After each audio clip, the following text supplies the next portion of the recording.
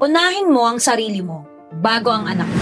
Bakit? Ang dami nagsasabi sa akin before na sino ang uunahin nila? Anak nila o sarili nila? Lagi nilang sinasabi, anak daw nila. Bakit ang sinasabi ko ngayon sa'yo, unahin mo yung sarili mo? You can never give from an empty cup. Kung ikaw ay ubos na, anong ibibigay mo sa anak mo? Marami na tayong nakitang ganyan sa generation ng mga magulang natin. Pigang-piga na si nanay o pigang-piga na si tatay, kaya pagdating sa mga anak nila, hirap na hirap silang mahalin sila. Kasi sarili nga nila hindi nila magawang mahalin. Hindi ko sinasabi na wag mong mahalin ang anak mo. Mas magiging mahal mo ang anak mo kapag inuna mong mahalin ang sarili mo. Pinakamagandang example nito, pagkakain kayo ng anak mo. Sinong unang kumakain? Sinong una mong pinapakain? Yung anak mo na sobrang taas ng energy, takbo ng takbo, susundan mo ng susundan, tapos susubuan mo, tapos ikaw gutom na gutom. Bakit hindi mo hayaan yung anak mo maglaro muna? Kasi ikaw, busugin mo muna yung sarili mo, tapos saka mo ngayon siya pakainin. Para ngayon, kapag naghahabol-habol ka, hindi ka gutom na gutom. Hindi mo mapapalo, hindi mo mapapagalitan. Pag i-enjoy ka pang habul-habulin siya, meron ka pang energy makipaglaro sa anak mo. Same sa buhay. Unahin mo yung sarili mo. Unahin mong mahalin yung sarili mo. Kasi kapag ubos na ubos ka na,